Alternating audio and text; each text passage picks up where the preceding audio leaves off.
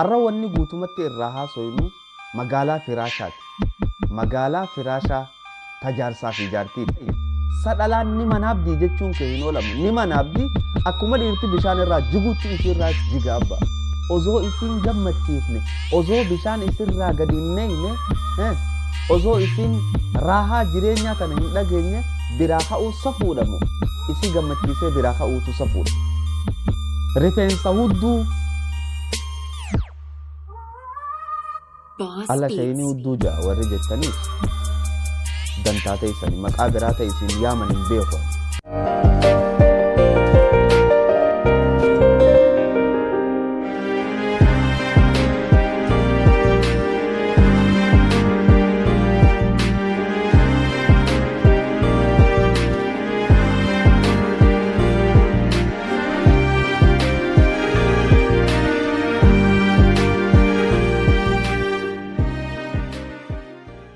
السلام عليكم ورحمة الله تعالى وبركاته. دعوتنا في أردوتة يوتيوب همزة شيخ جعفر ندخل سنو بكم جرتنت السلام من خيني إسن هاجو إسرين جتا إن شاء الله تعالى الران تنوان جائباتي في وان أداء كفرديتين دفع فيديو ليت يتأمدرا تنين ورابي ولا لغرتين ما خينياتي في وان إسان برتهم براتمين تهولان مقام فكوتان نابو إيت توري الحمد لله سبب فيديو سنيت نمني هدون نهامتي توري أن نمني نهامتشون أنا فورمات أنا قبرتش دلاوة دلينتي يهدو تنافو دلي نرادك أنيجتشو إن شاء الله تعالى أران تنمو وننين قبضي دفه وانو مسانين والفكاتاتي واهي جارسا في جارتيتي نموتن غري تجرا hogganuti viidiyoo akkanaa tana dhiyeessinu Allah way Allah aboo kun maqaa ustaazotaa balleesse aboo kun maqaa sheekotaa balleesse abba siifiin himaa deero viidiyoon tun wanni nan keessatti haasa'uu deemu yoo kasiif hin taane taate ammumaan tana keessaa bahi yoo ammoo kasii taatu taate calje'ii taa'ii laalii barnoota irraa fudhadhu ammas waanin fidadhu hunda daliila wajjin fidadha insha Allahu ta'ala haga rabbina dandeeysen arrawanni guutumatti irraa haasoynu magaalaa Firaashaati. Magaalaa Firaashaa tajaarsaa fi jaartiiti insha Allahu ta'ala waan tana keessatti qaanfii fi wanni takkan jiru Oromoon ummata gaariidha walaakin ammoo ummata gaarii tahuu wajjin aadaa isiitii fi amantii walitti laaquu hin qabdu. Amantii fi aadaan walitti laaqamuu hin qabdu wanni nin isinii himu. Oromoon aadarraa safuu qabdii jedhan. Safuu jechuun maal jechuu dura? Bakka tana haa dubbannu. Safuu jechuun waan hin taane waan fokkottuu ilma namaatiin jechuu yaa ilma zinaafaa namaan jechuu yaa ilmoo diqaalaafaa namaan jechuu sharmuuxa afaan namaan jechuu walaakin waan barnoota keessa jiruutu jira ammas safuudha jedhanii waan barnoota keessa rabbiin subhaanahu wa ta'aalaa akka ilmi namaa baratuuf buuse hunda dhiisuun isuma san dhiisuunuu safuudha isuma san barnootuma san barsiisuu dhabuunuu safuudha isiniifin hima waan ajaa'ibaa takka jaartiin Abii Xalhaadhaa Abii Xalhaa sahabticha قل في صابتك بريدة جاءت إلى رسول الله صلى الله عليه وسلم خرا إرجما ربي دفتي مال جتين يا رسول الله يا إرجما ربي إن الله لا يستحيي من الحق ربين هك الراهن كانفتو وين سقافة جتين دوبا بافتيت ما قافت جوديم تجا إن الله لا يستحيي من الحق فهل على المرأة لا رتني جرا الغسل لكتشون إذا احتلمت hoggaa manaabdi hay sadhalaan ni manaabdi jechuun kee hin oolamu ni manaabdi akkuma dhiirti bishaan irraa jiguutti isirraas jiga abba hay hoggaa kasi dhalaan manaabde dhiqachuun irra ni jira hii jetteen qaala annabiyyu sallallahu alaihi wasallam ergamaan rabbii too maal je'een qaala na'am dhiqachuun ni jira hoggaa bishaan isirraa jige idhaa ra'ati ilmaa'a hoggaa bishaan agarte amma dhalaan teenya sheekha ani manaa baaniin bishaan harkee dhiqachuun ni ta'a jechuun safuudha seeti. Safuu miti. Safuu miti barnoota malee. Okay, tan biraa ammoo waa'ee firaashaa jaarsaa fi jaartiin akkamitti akka wal taphachiisan, akkamitti akka wajji taphatan. Ergamaan Rabbiitoo sallallahu alaihi wasallam akkamitti akka wajji taphachuu ture firaasha irratti. Hoggaan haasa'u kana yoo gartee sheekan keenya keessallee warri anaa wajji walii galuu hin jiraanne garuu immoo sheekan ulamaa'ilee gurguddoo warra akka Ibnu Baaz kan gartee waaniin an jechuu deemu kana je'uun viidiyoodhaan sii fida. Jaartii ta'e akkamitti firaasha irratti taphachiifta? Akkamitti firaasha irra gammachiifta? Akkamitti raaxaa isii dhandhamsiifta waan je'urraa. Gariin keenya waan ajaa'iba namatti haa obboleeyya waan hedduu nama dinqisiisaa. Hoggaanii fi galgala gaamma kara firaashaa ol deemanii gartee intal faatee yaa Abdalla ijoollee raffiftee raffise kootu gaanurraa lambaa dhaamsi yookaanuu faanusa dhaamsi ja'anii wal yaaman jechuudha. Ifaa dhaamsaniititi walii yaa'an dukkana keessatti. Eessa jirta? Asiin jira. Asek. Jeetuma waan fixatee isiin gammachiisu irraa kaa. Amata 25 amata 30 wajji jiraatanii guyyaa takka jaarsaa fi jaartiin kan waliin gammachiisan, kan jaartii isaan gammachiisin irraa ka'aa oola jechuudha. Amma mee tana himuutu safuudha moo? Tana himuu dhabuutu safuudha. Mee atummaanuu naa himi. Jaartii dukkana keessatti yaamee osoo isiin gammachiifne, osoo bishaan isirraa gadi hin neeyne, osoo isiin raahaa jireenyaa tana hin dhageenye biraa ka'uu safuudha moo? Isii gammachiisee biraa ka'uutu safuudha. Waan ajaa'ibaati, waan hedduu nama dhibaati. Ati if gaafadhu akkamitti akka gammachiisuu qabdu jaartii ta'e.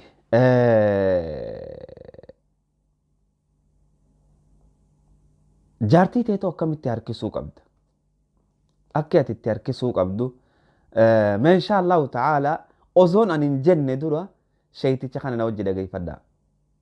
أن هناك بعض النساء لا تستعد لزوجها ولا تهتم بزوجها ولا يعنيها زوجها، وبعضهم تأتي له بالفراش كما قلت لك بملابس رثة وعدم اغتسال وعدم يعني تنظيف وعدم إلى آخره من الأشياء الكثيرة التي تكون بين الزوجين، ثم تأتي إلى زوجة أخرى وإذا بها دائما تأتي إلى فراشها مستعدة، تأتي إلى فراشها جاهزة متعطرة متحسنة، تلبس أجمل اللباس، تحاول قدر المستطاع أن تتقرب منك، تحاول قدر المستطاع أن تجعلك أنت تلتهمها التهاما. فهل يستوي امرأة ألفاظ الدكتور ألفاظ خطيرة جدا جدا تلتهمها التهاما؟ الله أكبر الله أكبر يا شيخ. أقول هذه ألفاظ حلوة جديد يعني زينة كويسة رومانسية.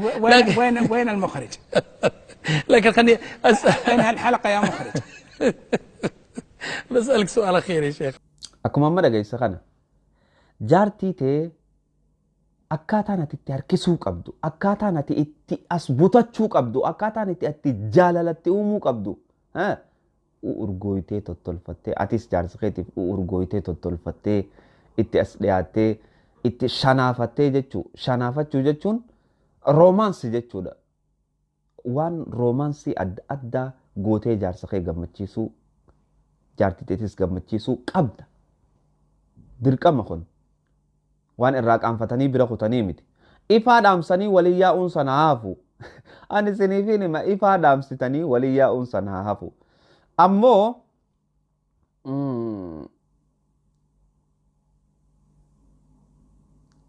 namootan garii gariitii jira.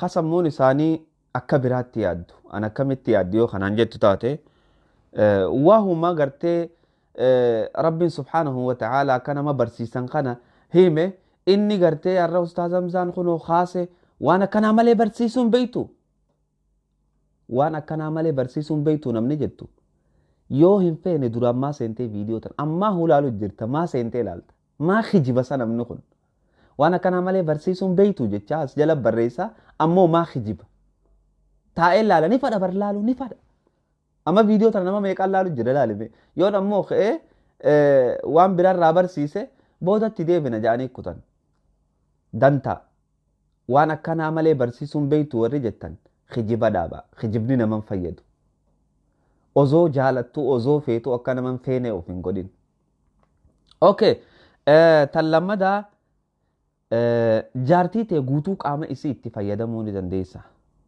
yaa itti fayyadamuu dandeessa illaa eeysa illaa bakka gartee bowliin baatu bowlii hoggaan siin jedhu bakka gartee hudduu malee maqaa biraan baafnuuf gaan jiru maqaa biraa maal jeetii yaamame safuudhaa waan akkanaan jii yoo kan jettu taate abbaa ramadaa afaan keessatti of gadhiise mee maaliin jaana addubur jaaniin afaan arabaatiin dubur maqaa biraan qabdu gurri gurra amma fakkeenyaaf gurra kanaaf alla safuudha jee waan biraa baasuun qaba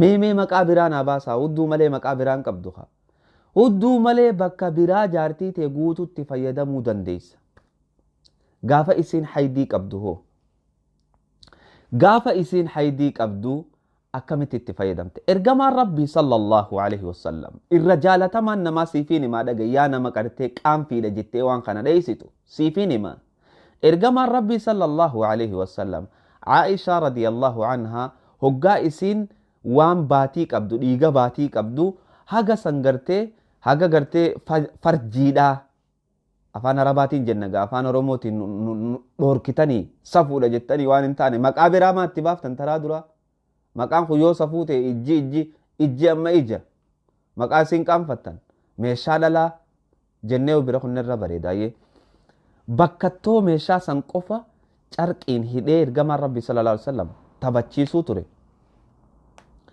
jaarsa garii jira jaarsa oowwaa danfaatu jira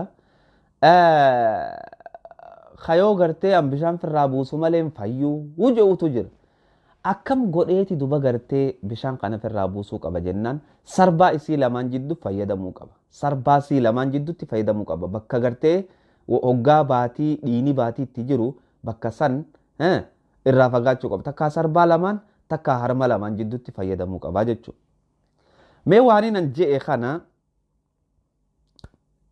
sheekotiin dhiiroo culamaayin akkana jettu ni jirti warri jettan viidiyoon inni isinii fida na wajji daawwadhaa الأخ عبد الرحمن من السودان تفضل أخ عبد الرحمن الأخ فالح من السعودية السلام عليكم وعليكم السلام كيف حالك يا شيخ؟ أهلا وسهلا حياك الله طيبين تفضل أخ سؤال فالح بالله ما حكم التمتع بجميع أجزاء جسم المرأة؟ طيب سب ألو. في سؤال آخر أخ فالح شكرا. طيب نجيب على الأخ فالح من السعودية ثم هل فهمي لسؤاله صحيح؟ يقول ما حكم التمتع بجميع جسد المرأة كذا؟ هذا اللي أنا فهمته من سؤاله. أخي فالح بالنسبة للزوجة يجوز لك الاستمتاع بها فيما لم يحرمه الشارع وفيما لم يكن فيه تشبه بأعداء الإسلام وفيما لا يترتب عليه ضرر بالمرأة أو من الأمور المستقبحة التي على خلاف العادة وأعراف الناس المقدرة شرعا. على سبيل المثال يجوز للرجل أن يباشر زوجته كما كان النبي صلى الله عليه وسلم يباشر في حال الاحتياج إلى ذلك مثل بين الفخذين ونحو ذلك دون أن يلجأ إلى الوقوع في المحرم إذا كانت المرأة حائضا أو نفساء فلا يجوز له أن يجامع الجماع المعروف. akkuma amma garte kana wanni takka qaanfiin jirtu abbaa kiyya qaanfii dheettee hoo cinaa deddeemte namni kee akkuma gaafa duritti ifaa dhaamsee faatee oo abdalla hoottuu dhuftee shak ijoollee raffistee hasaasaatuma gartee ka isii hin dhunganne ka isii hin gammachiifne ka isii waa takka hin goone bishaan isaa facaafatee akka ergamaan rabbi alayhi salaatu wassalaam ni dhorke akkas jaartii teeysan hoggaa haajaa teeysan fixattan irraa hin ka'ina haga haajaa isii fixxanii yoo haajaan ta'e ta'isii dura baate yoo ammoo ta'isii dura baaftee ati haajaa ta'e baatee ka'uu qabde jechuudha. Isin lachuu haajaa ta'e san bahuu qabdan. Akkanumatti walirraa kaatanii deemuun waan fokkottuudha.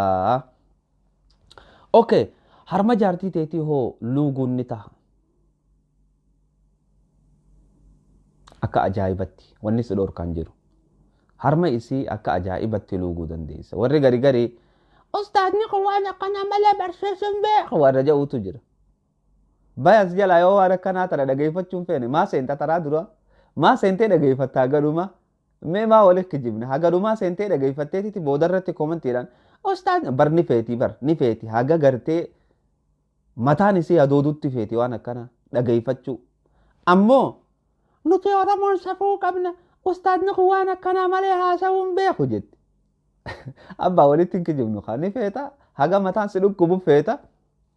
Tanaafuu callee dhageeffadhu barnoota nuti daliilaa wajji malee si fidaan jirru.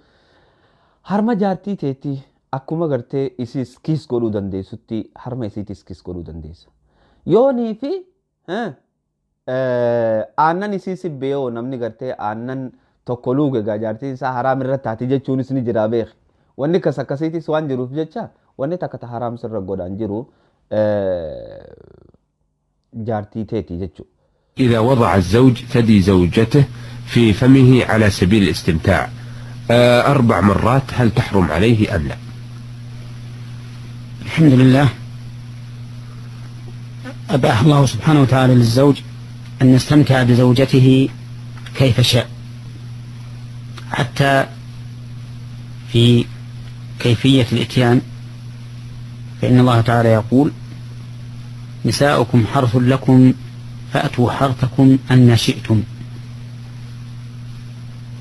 ولكن انتبه لقوله فأتوا حرثكم فإن الحرث هو محل البذر والزرع وذلك هو الفرج فيجوز الإنسان أن يستمتع بزوجته حال الجماع في الفرج من يعني سواء أتى من جهة الأمام أو من جهة الخلف أو أتاها وهي قائمة أو مضطجعة أو على أي حال كان بشرط أن يكون ذلك في الفرج. نعم. وكذلك يستمتع بها بالضم والتقبيل والمباشرة كما شاء ليس في ذلك حصر إلا أنه يحرم عليه أن يطأها في حال الحيض أو أن يطأها في الدبر مطلقا. وعلى هذا هذه القاعدة العامة نقول إذا استمتع الرجل بالتقام ثدي امرأته فلا حرج عليه في ذلك ولا تحرم عليه به حتى ولو رضع منها فإنها لا تحرم عليه على قول جمهور أهل العلم لأنه من شرط الرضاع المحرم أن يكون قبل الفطام وأما إذا كان بعد الفطام فإنه لا يحرم ولا يؤثر شيئا. كذلك لا بد أن يكون الرضاع 5 مرات فأكثر فأما ما دون 5 رضعات فإنه لا يؤثر شيئا أبدا حتى لو كان طفلا يرتضع ولا يتغذى إلا باللبن ثم رضع 4 مرات من امرأة فإنه لا يكون ابنا لها بهذه الرضعات لأن المحرم 5 رضعات لا أقل.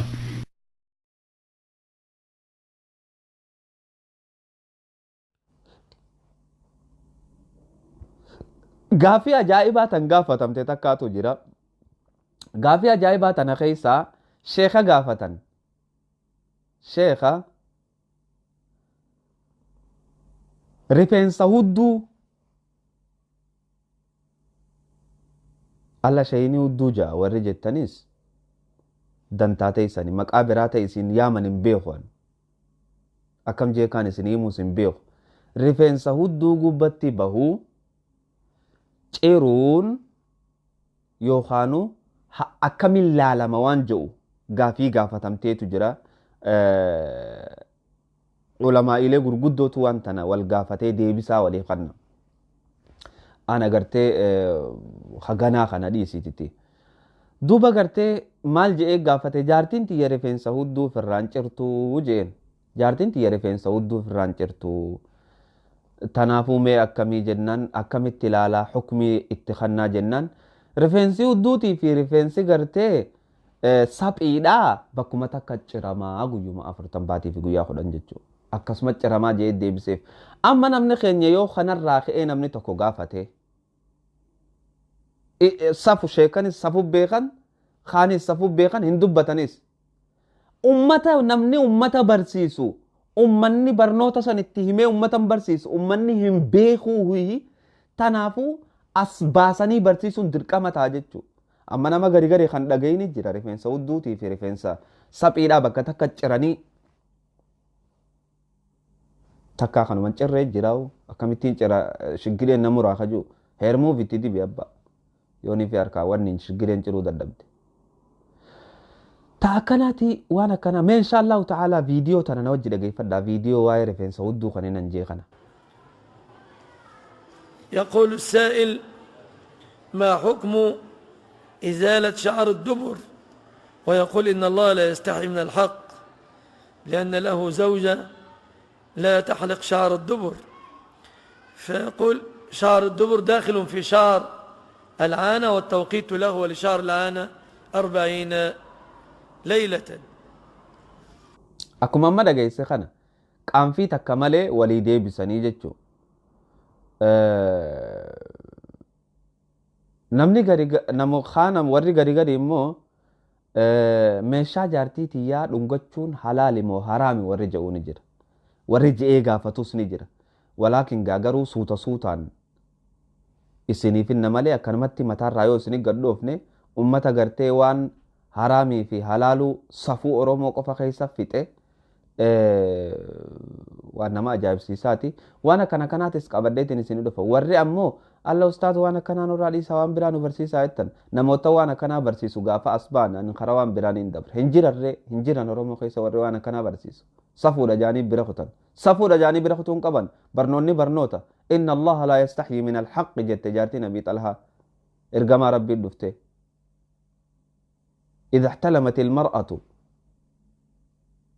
hoggaa dhalaan manaabdee jetteen dhageeffadhu waajiba irratti ni tahaa dhiqachuun jennaan na'am idhaa ra'ati ilmaa'a je'een hoggaa bishaan agarte ni dhiqatti dhalaan ni manaabdi bishaan ni agarti tanaafuu waan qaanfii hin qabne qaanfii godhuun gaarii miti waan ammoo gartee ni jiraami namootan gari as jalatti haasawan nu barsiisa haareetti koottaa nu barsiisaa qaanyii fi qaanyii waan hin tahin yoo qaanyiidha jettan tanaafuu haga prograama keenya kabiraatii walitti deebinutti nageetti naa turaa viidiyoo kana laayik tuquun dagatinaa sheer godhuus hin dagatinaa nama hedduu biraanis ga'uun dagatinaa haga viidiyoo biraatii walitti deebinutti assalaamu alaykum warahmatullaahi ta'aalaa wabarakaatu ila liqaa